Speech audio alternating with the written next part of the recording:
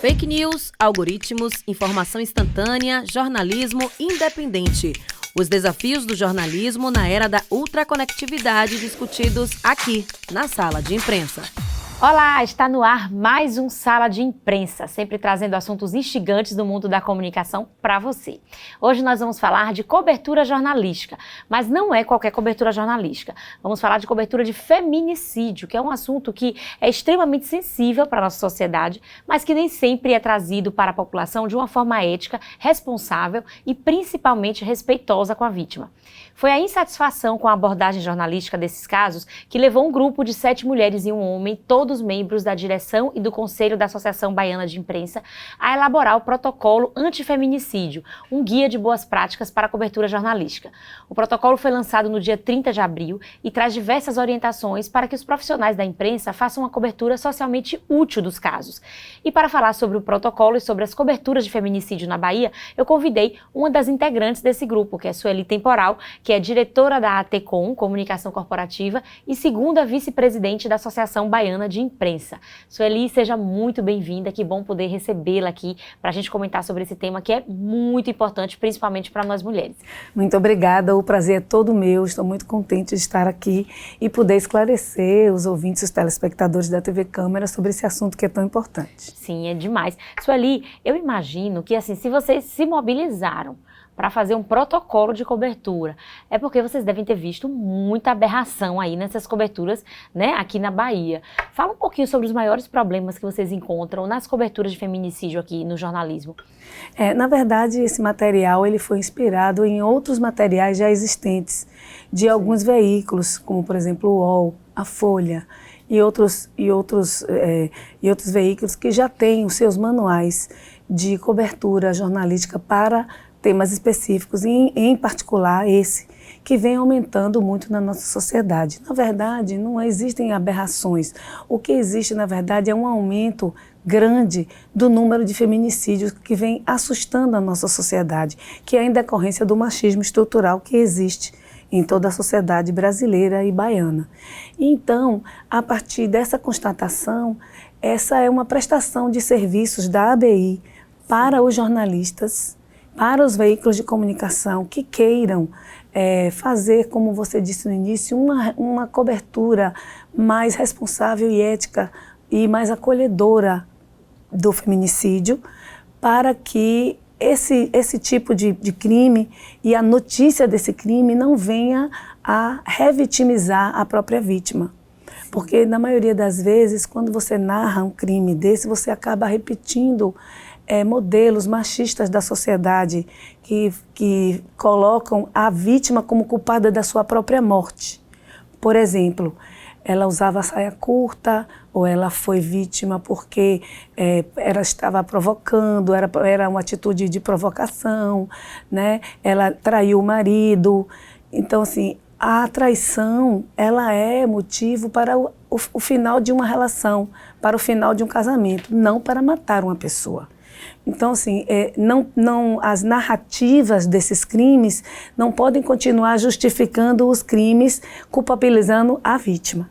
Sim, sim. E é isso que vocês perceberam, né? Que acontece muito aqui e acho que em todo o Brasil também, né? Exatamente. E como é que a gente pode acessar? Vamos trazer essa informação logo no início para quem está nos assistindo, tiver interesse, né? Como é que a gente pode acessar esse protocolo? Onde é que ele está disponível? Então, o protocolo, ele está disponível no formato digital, através do site da ABI, que pode ser baixado no site da ABI. É abibahia.org.br, né? Então, assim, vocês podem acessar, qualquer pessoa pode acessar, é gratuito, né? Não só os jornalistas podem acessar, mas também qualquer pessoa pode acessar, porque a gente acha que, embora seja um documento direcionado a quem faz a cobertura, ele pode também ser útil para aquelas pessoas que querem entender melhor de como pode ser feita a cobertura de uma forma mais bacana, de uma forma mais correta. Porque hoje a maioria dos veículos ele tem formato digital e a pessoa que lê, o ouvinte ou o telespectador, ou no caso da internet, no caso do YouTube, né, ela pode comentar. Sim. Em cima da reportagem, ou seja, ela interage com a reportagem. Então, às vezes, o comentário também é desabonador à vítima. Também coloca em dúvida o comportamento da vítima, como se o comportamento da vítima justificasse a sua própria morte. E nada justifica o assassinato de uma pessoa. A gente não pode normalizar a violência, muito menos a violência contra a mulher. Sim, sim, com certeza. Agora, em 2015, foi sancionada uma lei, né, que é a lei número 3.104, que reconheceu o feminicídio como um homicídio qualificado que envolve violência de gênero. Porque antigamente, antes de 2015, não se falava de feminicídio, né? Era um assassinato, o marido que matou a mulher, o namorado que matou a namorada, enfim. Mas em 2015 essa lei trouxe esse qualificador, né, que é um homicídio com violência de gênero. Depois que essa lei foi sancionada, você percebeu que houve uma mudança significativa na forma como essas coberturas começaram a ser feitas, ou você acha que não, esse machismo estrutural continua assim entranhado? Infelizmente, o machismo estrutural ele continua entranhado na nossa sociedade, né? Agora, por isso que nós estamos justamente fazendo esse movimento, né? Tendo esse protocolo para que mais pessoas consigam acessá-lo e entender de que forma elas podem narrar, fazer essa cobertura de forma a não errar. Né, de forma a não manchar a reputação. Porque, repare bem, toda mulher, qualquer uma, ela é mãe, filha de alguém, esposa de alguém, irmã de alguém. Então, quando ela é assassinada, você tem que observar que aquela pessoa ali, ela encerra uma história. Então, assim, tem os filhos daquela pessoa, tem os pais daquela pessoa, tem a família daquela pessoa, os irmãos, os amigos. Então, como você gostaria que uma história dessa fosse narrada com relação a um parente seu, a sua mãe, a sua irmã, a sua filha? Então, assim, existe todo um contexto familiar envolvido que não pode ser exposto. E isso sem prejuízo da cobertura jornalística. Sim. Porque é possível fazer uma cobertura jornalística boa, com todos os detalhes, sem expor a vítima, sem expor a família. Por exemplo, narrar a cena do crime, dar detalhes escabrosos ou detalhes picantes. Isso, até que ponto isso vai fazer com que a sua cobertura, com o seu jornalismo, seja mais vibrante? Né? Até que ponto isso? Até onde ir? Então, isso é um tema que está abordado nesse protocolo. Por isso que existem dicas. Não, veja bem, não é uma regra, não é um fator sensório, mas é uma orientação de boas práticas, né? Como você fazer melhor o que você faz. Certo. Agora, uma coisa curiosa é que, assim, as redações de jornalismo, elas são majoritariamente compostas por mulheres, né? Como você explica essa forma, assim, um pouco descuidada, né, de retratar, de narrar esses feminicídios? Bom, é justamente o machismo estrutural, que nós mulheres também não estamos livres dele. Sim. Os modelos acabam sendo repetidos, muitas vezes inconscientemente. Porque a regra do jornalismo, da apuração, inclui você narrar o fato, o local do crime, você narrar todas essas questões, certo? Mas você precisa prestar atenção nos detalhes. Então, nesse fazer jornalístico cotidiano, muitas vezes as próprias mulheres acabam repetindo o modelo do machismo estrutural. Porque, apesar da maioria das redações serem compostas por mulheres, o jornalismo ainda tem uma questão machista muito grande, principalmente nas lideranças. Sim, porque são majoritariamente masculinas, exatamente, né? As lideranças. Agora, tem uma coisa interessante, eu encontrei aqui uma pesquisa feita pelo Grupo de Pesquisa Transverso, que é Estudos em Jornalismo, Interesse Público e Crítica, do Programa de Pós-Graduação em Jornalismo da Universidade Federal de Santa Catarina. Eles fizeram eles analisaram, né, mais de 800 reportagens sobre feminicídios publicadas entre 2015 e 2021, para ver o perfil, né? E aí eles concluíram que, em geral, elas têm os seguintes problemas. Primeiro, elas são focadas em um crime específico, aconteceu aquele assassinato daquela mulher, eles falam daquele assassinato. Eles não contextualizam no geral, né? Na quantidade de feminicídios que acontece todo dia, como se fosse um caso isolado mesmo, sabe? Eles ouvem apenas a polícia, a única fonte que eles ouvem é a polícia, não ouve familiar, não ouve parente, até para humanizar mais aquela mulher que morreu. Não trazem à tona as raízes da violência contra a mulher, muitas vezes não é feita essa ligação, né? Tipo, o feminicídio que aconteceu aqui, ele tem a ver com violência contra a mulher, ele tem a ver com esse contexto machista que a gente vive e tal e tal. Eles não fazem esse entrelaçamento e não divulgam serviços disponíveis para denúncia. Esses foram os principais problemas que eles encontraram nessa pesquisa. E aí, você falou, a gente estava falando das redações, né? Que elas são formadas muito por mulheres e tal. Mas hoje a gente tem também, além disso, né? A gente tem um fator que eu, como jornalista, também presencio, que é a questão da precarização do trabalho do jornalista. Então, muitas vezes, esses problemas que foram encontrados nessa pesquisa, né, de só falar com a polícia, de não contextualizar dentro de um todo, né, de um quadro geral de feminicídio, que é muito grave. A gente tem feminicídio todos os dias, no país inteiro.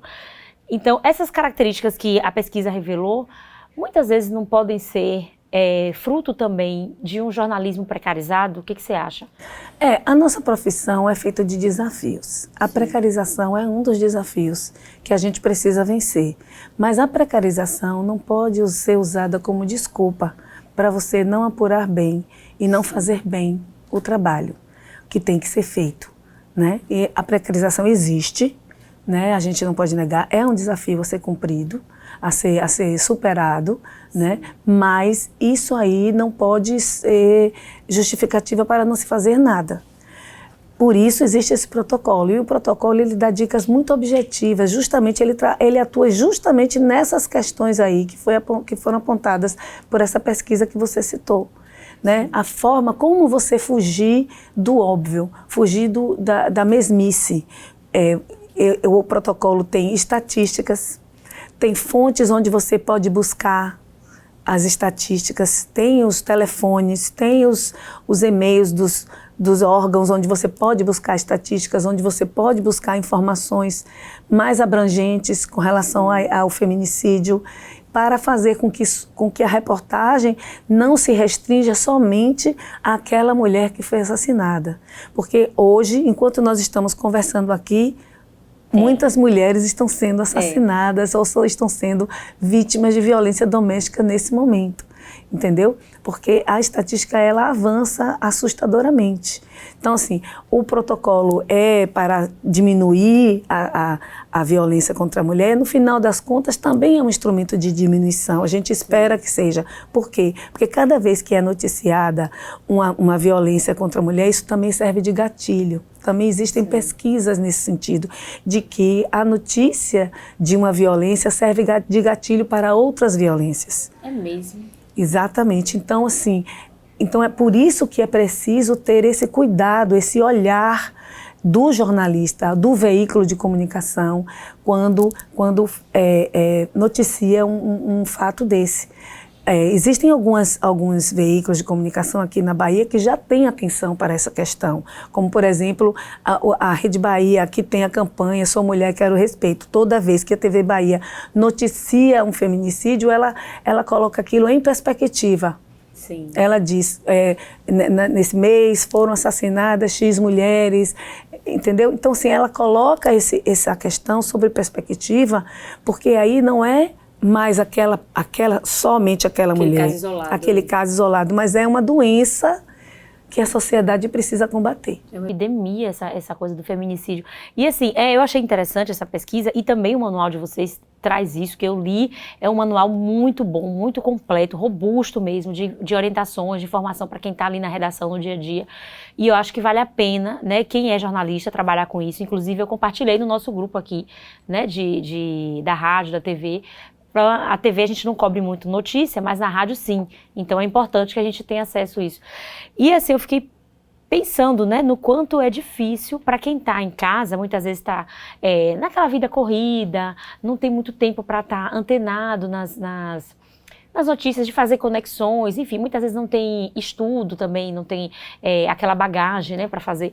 E é difícil muitas vezes você ver esses casos de feminicídio e você conseguir relacionar um com o outro e entender que isso faz parte de um sistema, né? Isso faz parte de um todo.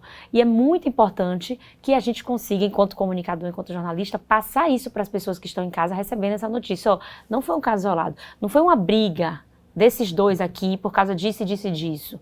Não foi. Isso é uma cultura que está impregnada na gente. Não é isso? Então, assim, é um desafio você conseguir educar, porque isso é educar, não é isso? Exatamente. Inclusive, o protocolo, ele é um documento que tem mais ou menos 40 páginas, é uma cartilha, e ele é bem ilustrado, ele tem textos curtos, justamente para facilitar a utilização e a absorção das informações que nele estão contidas. E também fala sobre a legislação, sobre a evolução da legislação, fala sobre a Lei Maria da Penha, o que é a Lei Maria da Penha, quando que ela foi instituída, fala sobre, conta casos icônicos, que são casos que, para você ter uma ideia, esses casos icônicos são casos que tiveram grande cobertura da mídia. Então, para você ter uma ideia, tem um caso que é do século XIX, entendeu? Que é o caso de Júlia Fetal, que ela foi assassinada pelo noivo e assim, as narrativas da época, se você for olhar, elas estão culpabilizando a própria vítima, né? E diz que conta assim, que é conhecida como a bala de prata, de que que o noivo derreteu a aliança para fazer a bala com a qual ele matou a noiva. Então, para você ver como isso se torna, você acaba romantizando uma coisa que não tem nada de romantismo. Ele matou por ciúmes. Gente, ciúme não pode ser justificativa para matar ninguém, muito menos uma mulher. Entendeu? Então, assim, ele matou, mas ele era um bom pai, ele era um bom homem, um empresário. Tem também o caso da Sandra Gomide. Sim.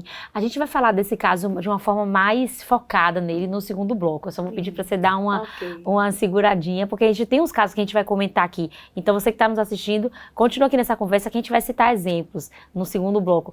E, assim, tem uma coisa que você estava falando aí, a gente estava falando da precarização, né, do jornalista. Você falou que não é desculpa.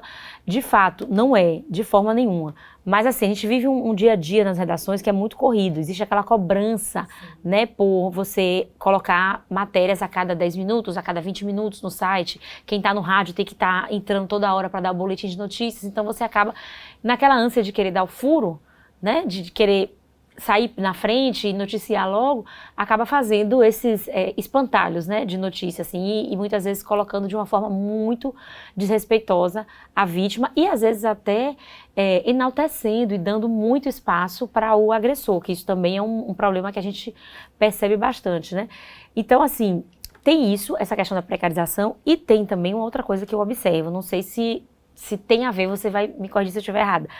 As redações hoje estão cada vez mais com jornalistas jovens, né? Até por uma questão, a própria precarização faz isso, né? Está se pagando cada vez menos para os jornalistas, então muitas vezes elas estão repletas de jornalistas recém-formados. Você não tem um jornalista experiente, com vivência de mundo, porque não é só vivência na profissão, é vivência de mundo também, né? Experiência de vida, para olhar para esses casos e dizer assim, não, isso aqui merece uma cobertura mais ampla, mais completa, saia desse básico, saia dessa, sabe? Você tem jornalistas muito novos ali, para dar conta de temas tão complexos e tão difíceis como o feminicídio, porque lendo o protocolo a gente percebe que não é uma coisa fácil você cobrir o feminicídio de uma forma correta, respeitosa e ética.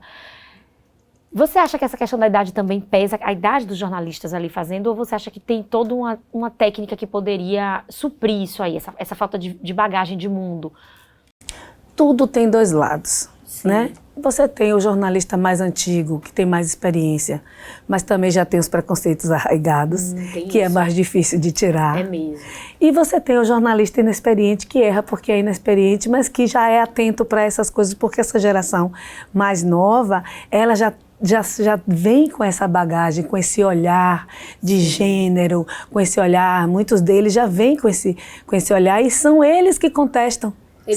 Eles que provocam esse novo olhar em cima da cobertura jornalística, entendeu? Eu acho que Não, a idade não é um fator preponderante, não, porque é mais jovem ou porque é mais velho, entendeu? Quando temos o jornalista mais velho, experiente e consciente, temos o jornalista mais velho, experiente e consciente, mas com seus preconceitos, já a sua carga, né, de machismo estrutural, arraigada dentro dele, que nem ele mesmo percebe.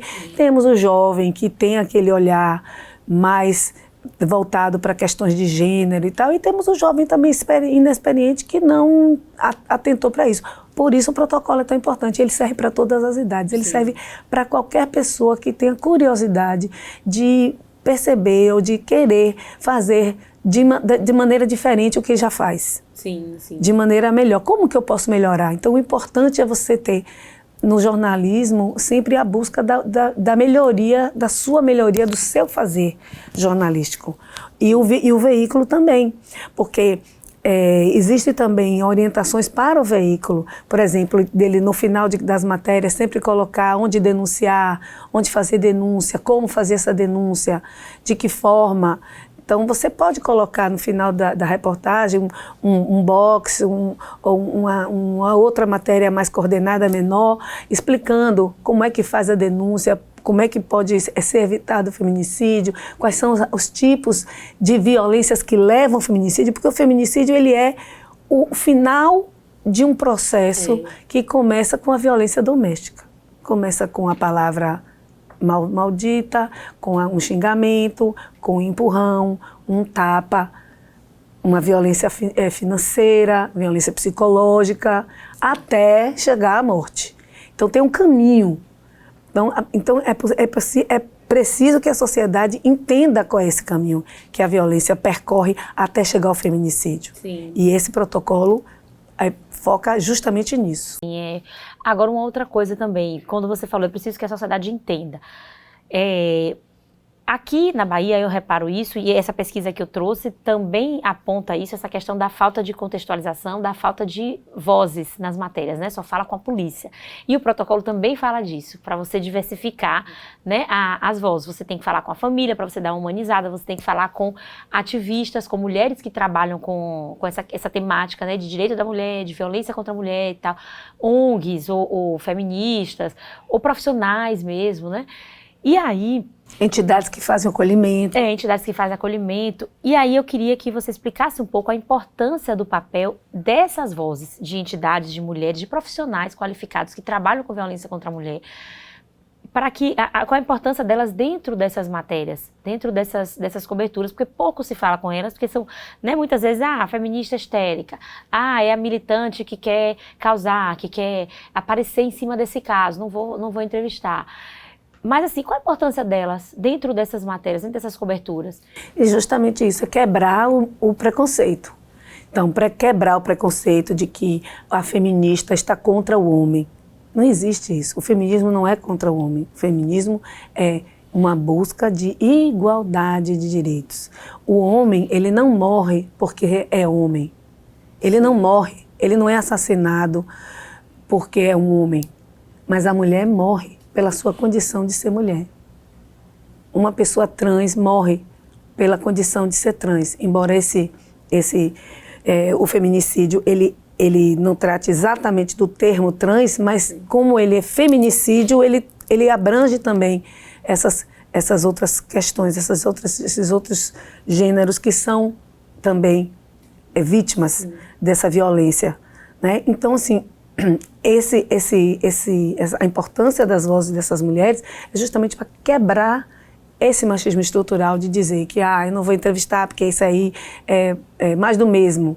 Mas é preciso falar. Às vezes o óbvio precisa ser dito e redito várias vezes até entrar na cabeça das pessoas. Sim. Porque o feminicídio está aumentando na nossa sociedade. Então a gente não pode permitir que isso continue. Então, a importância de ouvir essas instâncias, ONGs, entidades que trabalham com mulheres, que acolhem mulheres vítimas de violência, todo esse arcabouço que existe na nossa sociedade de proteção, essa rede de proteção, seja do governo do estado, seja do governo municipal, seja do governo federal, nós temos, em todas as instâncias, nós temos uma rede de proteção. Então, essa rede de proteção precisa ser cada vez mais divulgada. Então, toda vez que morre uma mulher, é uma oportunidade de falar com essas mulheres, de mostrar que existe essa rede. Sim. Por isso é importante falar com elas, mostrar, dizer onde é que acha o endereço, o telefone, como que eu faço se eu sou vítima ou se eu conheço alguém que é vítima, como que eu faço para proteger aquela pessoa. Sim, sim. E é daí. E eu acho que uma coisa também importante, né, se me corrija se estiver errado de novo, é a visão de todo que elas trazem também, né? Eu acho que porque elas conseguem muitas vezes trazer estatísticas, exatamente, trazer informações que agregam naquilo, para justamente provar para quem está vendo essa notícia que não é um caso isolado, que aquilo faz parte de um contexto machista, uma cultura machista, de que onde matar mulher é uma coisa banal, né? É uma posse, a mulher é uma posse do homem, então assim, se ela não me quer ou se ela me decepcionou, não tem mais o direito de viver. Eu acho importantíssimo, assim, que vocês estejam batendo nessa tecla, né, e trazendo esse manual muito detalhado, muito mastigado para quem está nas redações. Isso aí devia ser impresso e distribuído, assim. Nós vamos ter também a versão Sim. impressa, Sim. Né, já estamos providenciando, né, fazendo as adaptações de layout para termos uma versão impressa. Logo teremos também uma versão impressa. Para ficar nas redações, assim, ó, penduradinho. Só tem dúvida, apareceu um caso, vamos aqui consultar como é que faz, porque isso é de um ganho gigantesco para toda a sociedade. A partir do momento que os veículos estiverem acostumados com esse padrão de notícia, né, de qualidade, de você fazer todo o percurso correto para você cobrir aquela notícia de uma forma respeitosa, ética e correta mesmo, pronto, aí eu acho que vai ser meio caminho andado para a educação, que é uma coisa bem difícil, né, Sueli, porque assim, a gente conhece, todo mundo conhece, aquela mulher que é bem estruturada financeiramente, aquela mulher que é educada, que tem acesso à educação de qualidade, que muitas vezes é formada, tem pós-graduação e tal, sabe dos seus direitos, sabe de tudo e ainda assim sofre violência doméstica. Exatamente.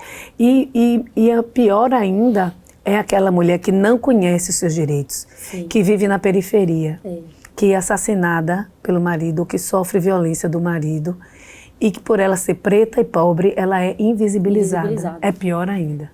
Porque quando é uma pessoa famosa, ou é um caso icônico, como eu citei aí, sim, vai para as páginas dos jornais. A maioria nem chega no jornal, nem chega a ser noticiada.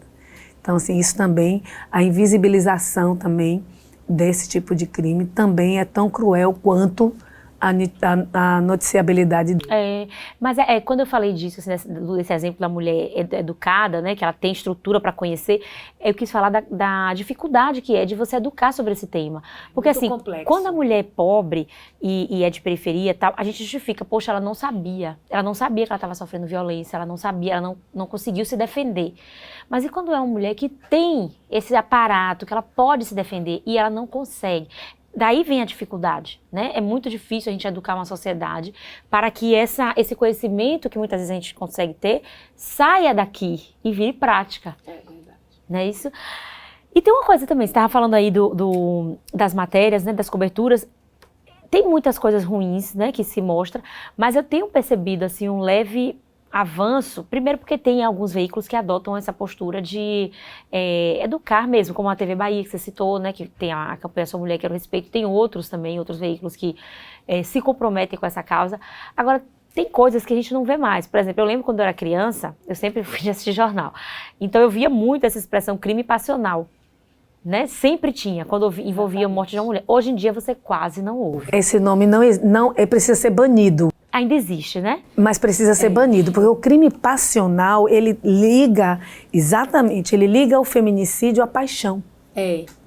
Né? Uma coisa passional é uma coisa boa. Né? Porque é ligado à paixão. E isso não pode ocorrer. Por isso que hoje não existe mais o crime passional. Existe o feminicídio, graças a esta lei que você citou aí. Isso. E tem muitos jornalistas já falando esse nome, feminicídio. Não existe. Então, assim, o crime passional é um termo que já foi, inclusive, abolido não se usa mais, Não, né? mas Está tem em veículos desuso. que usam. Mas é muito É pouco. pouco, é. E quem está usando não está agindo corretamente, porque o nome correto para esse tipo de crime não é isso, é feminicídio. Essa expressão era muito comum e hoje em dia a gente quase não vê, ainda bem, né? E tem esses avanços, né, de veículos que se comprometem a divulgar os serviços, a dizer, né, a fazer as campanhas, se engajar em campanhas, né? Isso é ótimo, mas de vez em quando a gente ainda vê umas coisas assim, né, que chocam pela qualidade ruim, assim, da cobertura. E aí eu quero falar disso, assim, para você que está nos ouvindo, vamos entrar agora nos casos, né? Mas antes vamos dar um rápido intervalo, a conversa está excelente e agora a gente vai ilustrar tudo isso que a gente está falando aí, como é que essas notícias são desrespeitosas, como é que elas acontecem. A gente vai citar alguns casos aqui, Sueli vai comentar com a trajetória dela de jornalista experiente, acompanhou esses casos, a gente vai falar um pouco sobre eles. Eu trouxe aqui alguns casos para a gente comentar de mulheres que foram assassinadas por homens, né? Foram casos mesmo de feminicídio e embora algumas delas tenham sido assassinadas numa época onde não havia ainda essa terminologia, mas foram feminicídio. Eu queria que você comentasse, você como jornalista, na época você atuava em redação, você viveu isso, acompanhou de perto, como é que foi esse caso? O que você chamou, o que te chamou mais atenção nesses casos, né?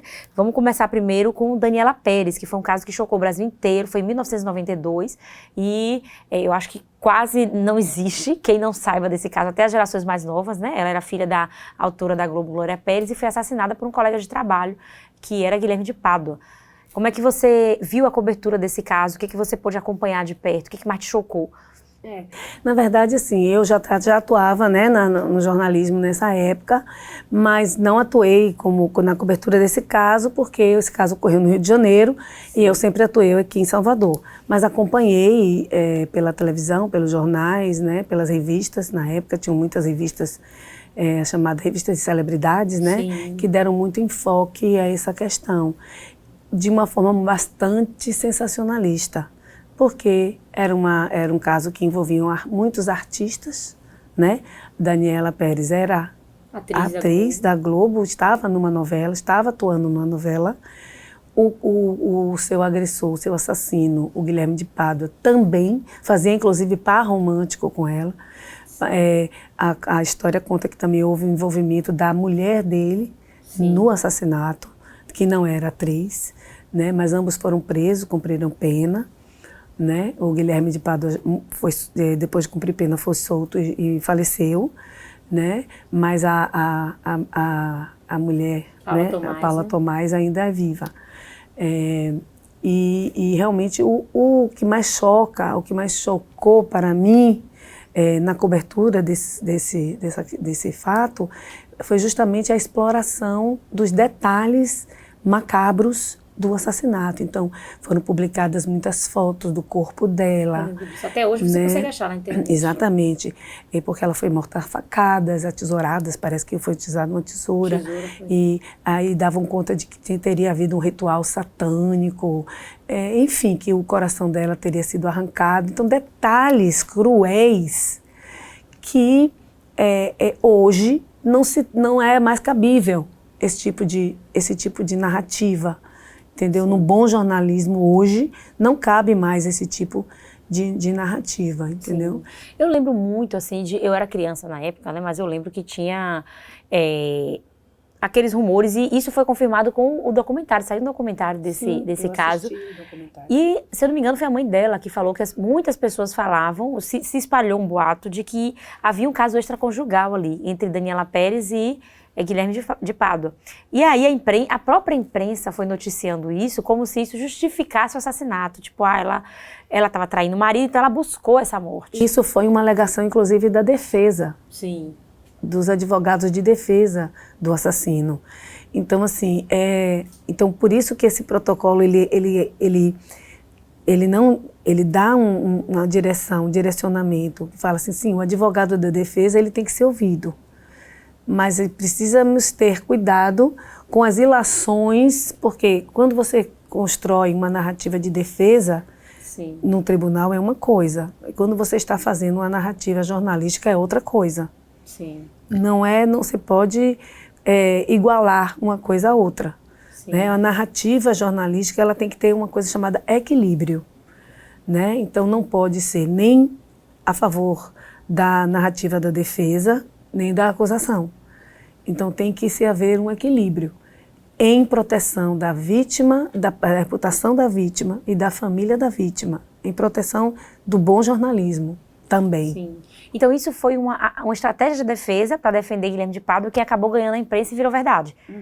Ai, meu Deus, imagine. Então, é importante a gente falar disso, porque assim, ficou muito explícito isso também no caso da Lava Jato, né? Muitas vezes os delatores criavam histórias e as pessoas tomavam como verdade. Foi mais ou menos o que aconteceu nesse caso. Então, você pega uma narrativa que foi inventada, porque isso já foi desmentido diversas vezes pelo próprio marido, Raul Gazola, que era o marido dela na época, o viúvo, pela mãe, né, Glória Pérez, que nunca houve esse caso extraconjugal, mas foi uma mentira inventada para defender Guilherme de Pádua. E você imagina, desculpa lhe interromper, você imagina que naquela época não havia a internet. Né, tão... já havia internet, mas não havia essa mídia da internet como nós temos hoje, que é a caça de cliques. Sim. Então tem aquela matéria caça-clique, que vale tudo para você ter clique, para você ter número maior de views. Sim. Né? Então, isso não faz parte do bom jornalismo. Claro que a audiência é importante. Você tem que garantir a audiência. O veículo, ele precisa de audiência. Né?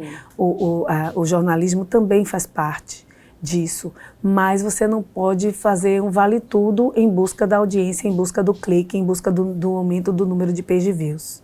Não tinha o caça-clique na época, mas com certeza essa manchete foi utilizada para vender muita revista de fofoca, muita essa questão do caso, né? Do suposto caso entre Daniela Pérez e seu agressor. Um outro caso que também chocou muito, que aconteceu no ano 2000, foi o de Sandra Gomide, que você chegou a falar no primeiro bloco, né? Fala um pouquinho mais sobre esse caso.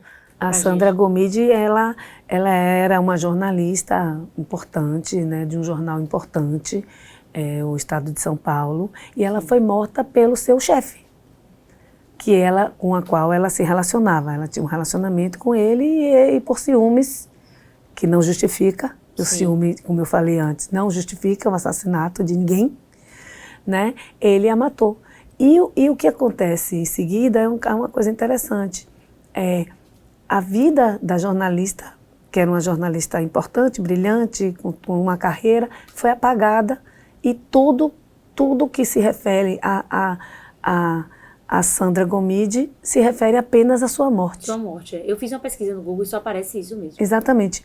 Aparece alguma matéria que ela tenha feito? Não vi. Aparece alguma coisa que ela tenha feito antes? Não.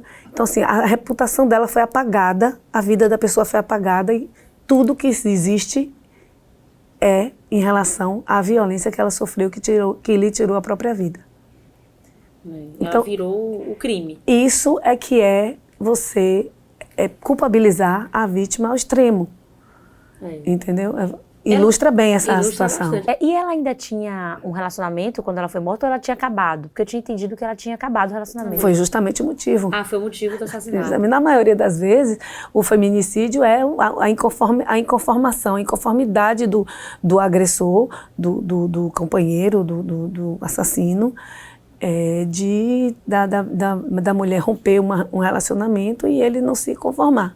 Ele não se conforma, vai lá e mata. E depois diz que a matou porque ela o traía, ou porque ela fazia isso ou fazia aquilo. Não existe justificativa, de novo, que possa justificar um ato desse. Mas é isso, numa sociedade moralista como a gente vive, né, em que até bem pouco tempo atrás existia, você podia alegar na justiça defesa de honra, crime de defesa de honra. Graças a Deus isso não existe mais. Mas acabou bem recente, eu fiquei impressionada, se eu não me engano, foi agora, nos anos 2000 que isso acabou. Há bem pouco tempo atrás. Verdade. Que você ainda podia alegar isso, a legítima defesa de honra, matei porque eu defendi minha honra.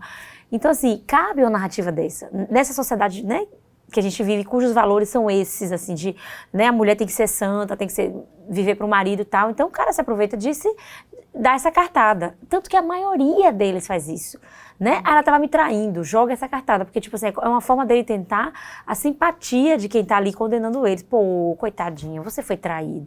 E isso não tem mais que funcionar, gente. Isso não tem mais que funcionar, isso acabou. Não tem cabimento. Não tem cabimento mais. E no caso de Sandra Gomide, uma coisa também que eu fiquei muito chocada quando eu vi, é que as pessoas começaram a atribuir a ela uma fama de alpinista social.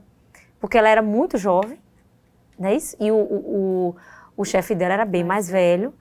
E até comentários de que ela não era uma boa jornalista, de que ela só conseguiu um emprego num veículo grande porque ele era o diretor. Até isso eu cheguei a ver. Então, assim, né, total desabono mesmo da vítima, né? Que também, de novo, é uma estratégia da defesa. Sim. A estratégia da defesa é descredenciar, desabonar a conduta, a reputação da vítima, que não está mais ali para se defender. Isso é o pior, né? Um outro caso agora mais recente, que eu acho que todo mundo vai lembrar... e esse caso de Sandra Gomide, ele está no protocolo também, né? Ele está ilustrando o protocolo. Ilustra o protocolo. É isso. Um caso mais recente... O da Daniela Pérez não está, mas o da Sandra Gomide está. Está, né? É muito interessante. Eu acho que quem puder ler, buscar esse protocolo para entender melhor como é que funcionam essas coberturas, como deve ser feito, eu fiquei encantada com isso. Porque, Isabel, perceba, é um modelo. É um modelo, eu sei. É um modelo. O feminicídio, ele sempre obedece a um modelo. Sim. O homem mata a mulher por ciúmes ou por traição ou por posse, que resume a posse. Sim. Então, é um modelo. E aí, depois que ele mata a mulher, ele vai em busca de construir uma narrativa para se defender, culpando a vítima que o levou a matá-la. É um modelo. Então, por isso que nós também temos que ficar atentos, nós jornalistas, temos que ficar atentos quando nós narramos esse tipo de crime, de não cair nas armadilhas do modelo. Até em casos mais recentes, eu tenho um caso na Hickman que o marido está fazendo exatamente isso. Ele não matou na Hickman, mas ele agrediu. E agora ele está dizendo isso, que ele foi traído e tal. E tem gente que está comprando essa versão. Exatamente. Enfim, vamos comentar outro caso mais recente, o de Elisa Samúdio, de 2010. O que você achou desse caso? Esse caso também não está no nosso protocolo, né? Sim. Nós tivemos, inclusive, uma dificuldade de selecionar os casos, porque são tantos casos icônicos. Você mesmo já citou aí 2 que nós não colocamos no nosso protocolo, porque senão ia ser um livro, ia ser uma enciclopédia. Uma Bíblia. Uma enciclopédia com vários tomos, com vários volumes, né? E como se trata de uma cartilha, de um texto rápido, com ilustrações, que é uma coisa para que o jornalista possa usar no seu dia a dia, não podia ser algo muito extenso. Então, assim, nesse caso que você citou aí da Elisa Samúdio, também é outra aberração, né, da nossa sociedade, né, que nunca foi nem achado o corpo da moça, né, e o seu agressor, né, o seu assassino, ainda chegou a ser contratado depois por um time de futebol. Depois de ter matado uma pessoa. É incrível, né? O machismo, até que ponto ele chega. Se fosse o contrário, ela estava acabada. E é uma armadilha que toda a sociedade está sujeita e que precisa ficar atenta. É a essa armadilha do machismo estrutural, que a gente precisa sempre ficar atenta. Eu, você, todos aqui, as pessoas que estão em casa, têm que prestar atenção, porque no final a gente acaba comprando a versão de alguém. E a gente tem que pensar, de exercitar algo chamado empatia com a vítima, não empatia com o agressor. Sim, sim. E eu acho que não sei, porque eu não estudei esse caso assim a ponto de saber a estratégia de defesa dele, mas eu imagino que eles têm investido nessa coisa da empatia mesmo, né? Ao agressor cabe a lei. A vítima cabe empatia. Mas esse caso de 2010, de Elisa Samúdio, eu já estava na faculdade de jornalismo. E eu me lembro bem, você falou dos detalhes macabros, que é errado, que hoje não se deve fazer, né?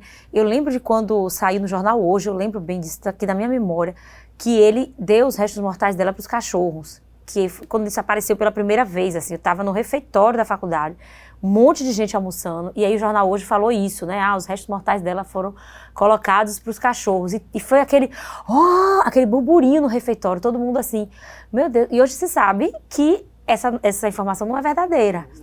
né? E foi uma estratégia não sei de onde surgiu isso, não sei se foi da defesa para tirar a culpa dele. Aí a gente não sabe. Mas que foi muito batido na imprensa, essa questão de que os cachorros, para justificar a ausência do corpo, assim, ele foi... Esse caso é um caso que gera bastante dúvidas, porque ele não foi, assim, um caso, na minha opinião, muito bem apurado. Eu não sou policial. Eu também acho que não foi. Né? Não foi muito bem apurado. E foi cercado de muita mídia. Né? Mas, enfim, o jornalista também, ele não pode ser culpabilizado por tudo. Né? Então, as informações que estão... Claro que ele precisa checar a informação, checar de onde saiu essa informação e não comprar não publicar ou propagar uma informação que não seja verdadeira. Né? Esse é o nosso desafio, e é um desafio grande, não é fácil. Por isso que não é qualquer pessoa que pode ser jornalista, por isso que tem que estudar, por isso que tem que ter diploma, por isso que tem que ter estudo, por isso que tem que ter responsabilidade, porque, né, nós estamos aí diante da questão das fake news, que é uma praga na nossa sociedade. Sim. Né? E o jornalista, ele é um defensor da boa informação, ele é o guardião da boa informação, então ele tem a obrigação de checar antes de publicar qualquer fato. Sim, E só para encerrar esse caso, que foi uma coisa que eu fiquei muito chocada, porque justamente acho que foi um dos primeiros casos que eu peguei já com o olhar de jornalista, né, que eu já estava estudando. Você lembra da questão que os veículos levantaram, alguns veículos, de que ela era uma Maria Chuteira, e as pessoas ficaram rebatendo isso para justificar? Eu acho que também isso foi muito agressivo para a família, né? Isso aí é uma forma de desmerecer, descaracterizar a vítima de novo. É um modelo. Modelo que é usado. E que se repete, né? Se repete. Tipo, quando você olha em perspectiva, então você vai ver o que tem de parecido no caso de Júlia Fetal, que foi no século XIX, e o de Sara Freitas, que era chamada de Sara Mariano, que está no nosso protocolo, certo? E outros que já aconteceram depois. Essa semana teve feminicídio. Nessa semana nós tivemos 2 feminicídios, pelo menos que foram noticiados na grande mídia, entendeu? Então, assim, o que tem em comum em todos eles? É igual, é um modelo. É um homem que mata uma mulher por posse, por ciúme, porque se sente dono daquela pessoa e depois tenta desmerecer a pessoa que ele matou, que ele acabou com a vida daquela pessoa, tenta desmerecer, descaracterizar, descredibilizar aquela pessoa, culpando a vítima da sua própria morte. Quer dizer, dizendo que a mulher fez com que ele a matasse. Esse é o modelo. Então, esse modelo precisa ser quebrado. E a imprensa pode ajudar fazendo uma narrativa mais empática, mais ética, mais responsável e mais acolhedora. E é esse o objetivo do protocolo. Sim. Ajudar os jornalistas e os veículos a fazerem boas coberturas, sim, sem desmerecer, sem desqualificar a vítima. É isso. Agora vamos falar da última, que você já acabou citando aí, né? Para a gente encerrar o nosso momento de exemplos, assim, você falou de Sara Freitas, que ficou muito conhecida na mídia como Sara Mariano. E aí eu te perguntei, queria que você repetisse isso. Por que vocês não falam Sara Mariano? Não falamos mais Sara Mariano, porque Mariano é o nome do agressor, é o sobrenome do agressor. Então, o sobrenome dela é Sara Freitas. Então, nós achamos por bem chamá-la de Sara Freitas para não ficar usando o nome do agressor. Sim. E é justíssimo isso. Ela era uma pessoa, né? Era uma pessoa. E o que você achou desse caso, assim? Bom, esse é um caso também icônico, né? Sim. Que está no nosso manual, tem uma pequena narrativa sobre ele, né? Que envolve o mesmo modelo. E, inclusive, essa semana eu vi entrevista do réu, né? Ele já é réu? Acho que já. Porque ele está preso, né? Sim. Eu vi uma entrevista dele negando que matou. Ainda hoje ele nega. Ele não assumiu a autoria. Ele nega, continua negando. Mas ele está preso porque as evidências da polícia chegaram à conclusão de que ele teria participação, se não o matou, mas teria participação, tanto que teve a prisão preventiva decretada. Mas assim, até hoje ele continua afirmando, e o advogado de defesa usou a mesma estratégia de dizer que ela o traía, que ela tinha casos extraconjugais, usou essa mesma narrativa, que é a mesma narrativa dos casos anteriores que nós falamos aqui. Mesmo essa coisa da legítima defesa da honra não valer mais, por que ainda se usa isso? Você consegue entender, justificar? É o machismo estrutural. As pessoas compram essa história. Diante da lei, porque sim, as pessoas compram, mas diante da lei, tem alguma serventia aí? Aí só um advogado para responder. Porque assim, um advogado entende de lei. Uma coisa é você jogar isso para a sociedade, porque as pessoas realmente, né? De alguma forma, Isabel, a mídia pode ajudar, influenciar, no caso que você no caso que seja um feminicídio que vá a julgamento, que vá a júri popular, o clamor da mídia dá uma pressão, né? Dá uma pressão. Então eu creio que seja com relação a isso, entendeu? Essa tentativa de ganhar, cair na graça da mídia. Você cuidar para que haja um clamor popular em favor do réu. Né? Mas na cobertura dela, eu acho que pode ser sim.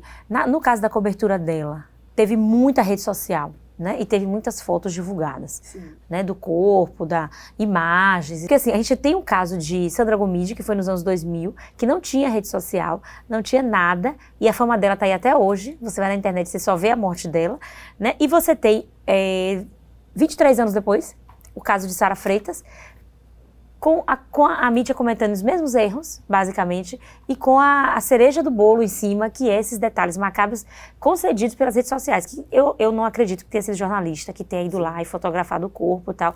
Com certeza foi algum passante, foi alguém que deu socorro, mas isso ganhou uma proporção e teve veículo que reproduziu, né?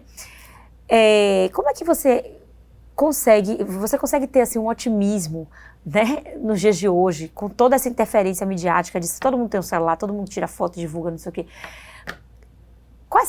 Como é que a gente consegue, assim, frear isso, frear essa falta de ética, essa falta de respeito diante de um corpo ali, né, conter...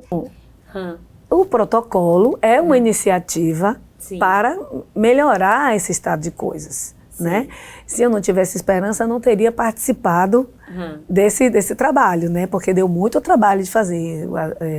Eu particularmente, não meti mão na massa, né? Eu sou vice-presidente da ABI, então eu a incentivei, eu articulei, ajudei, né? Como eu pude, mas assim, as minhas colegas que fizeram o protocolo, elas acreditam muito que esse tipo de iniciativa pode contribuir, pode ajudar. Eu acredito. Então, eu acho que através desse tipo de iniciativa, isso pode ajudar. Por exemplo, a gente teve o apoio da FENAGE, da Federação Nacional dos Jornalistas, a gente teve o apoio do Sinjorba, inclusive outros estados, sindicatos de jornalistas de outros estados, já estão interessados em copiar o nosso protocolo e fazer também, porque o que acontece? O nosso protocolo ele tem uma parte que é comum a todo mundo, né? A todo o território nacional, que é a legislação, o que é o feminicídio, tem os casos icônicos que também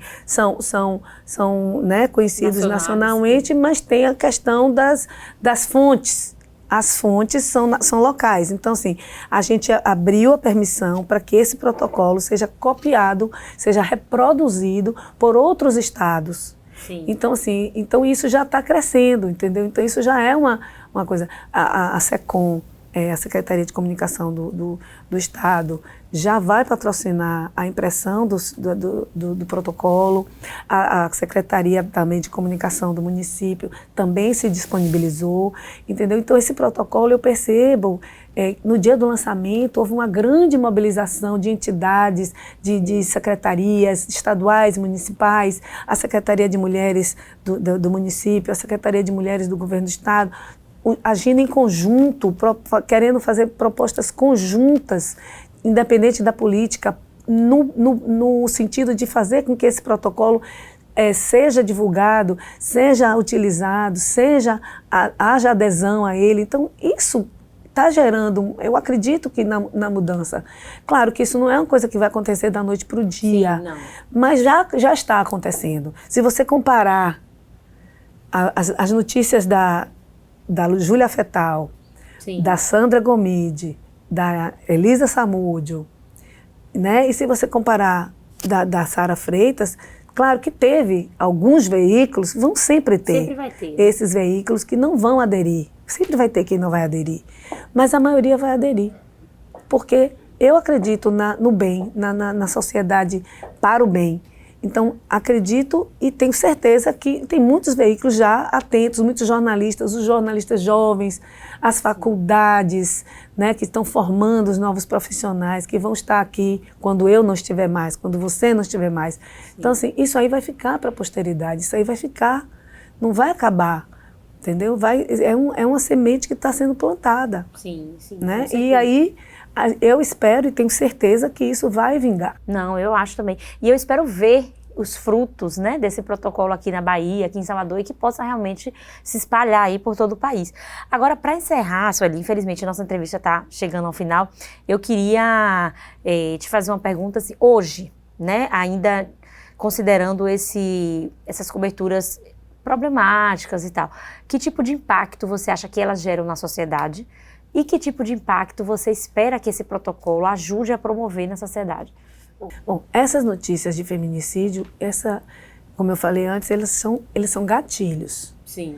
Quando um feminicídio ocorre e ele é muito divulgado, é a mesma coisa quando acontece com o suicídio.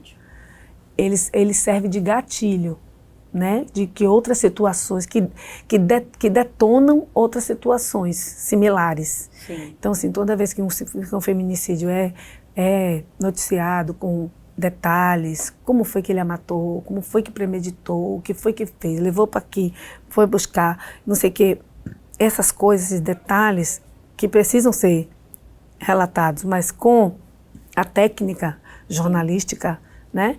Isso serve de gatilho. Então é preciso ter, por isso que é preciso ter todo um cuidado, toda uma técnica em torno da noticiabilidade desse fato. Então, por isso que nós temos esse protocolo, para ajudar a não termos mais esses gatilhos. Então, por isso é importante. E a segunda parte que você perguntou foi...